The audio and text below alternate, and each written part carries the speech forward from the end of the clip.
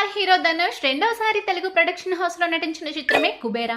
గతంలో సార్ అనే సినిమాతో ప్రేక్షకుల్ని అలరించిన సంగతి అందరికీ తెలిసిందే. ఇక కుబేరా చిత్రం జూన్ 20న ఇండియాతో పాటు ఓవర్సీస్ లో కూడా గ్రాండ్ గా విడుదలైంది.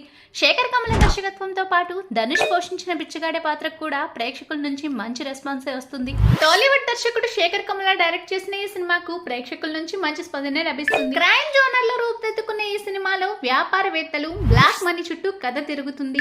బడా వ్యాపారవేత్తలు నల్లధనాన్ని ఎలా తమ అకౌంట్ లోకి మార్చుకోవాలని ప్రయత్నించారనేదే ఈ సినిమా నేపథ్యం. ఈ సినిమాలో ముఖ్యంగా బిచ్చగాడి పాత్రలో నటించిన ధనుష్ నటనకు మంచి ప్రశంసలే దక్కుతున్నాయి.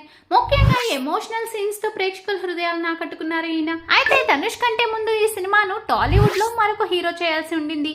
ముందుగా ఈ కథ ఆయన దగ్గరికే వెళ్ళిందని, కానీ అతను రిజెక్ట్ చేయడంతో ధనుష్ రంగంలోకి దిగారంటూ తాజాగా ఫిలిం సర్కిల్స్ లో ఓ వార్త అయితే చక్కర్లు కొడుతుంది. ఇంతకీ ఆ స్టార్ హీరో ఎవరనేది ఇప్పుడు ఆసక్తికరంగా మారింది. ఆ వివరాల్లోకి వెళ్తే, తొలుత కుబేరా సినిమాని టాలీవుడ్ స్టార్ హీరోతో చేయాలని అనుకున్నారట దర్శకుడు శేఖర్ కమల. కథ కూడా వినిపించారట, కానీ బిచ్చగాడి పాత్ర కావడంతో తనకి సెట్ అవ్వదని వదిలేశారట. కానీ ఇప్పుడు కుబేరా సినిమాలో ఆ పాత్రకే మంచి స్పందన దక్కుతుండటం విశేషం. ఇక బిచ్చగాడి పాత్రలో ధనుష్ ప్రశంసలు అందుకున్నారు.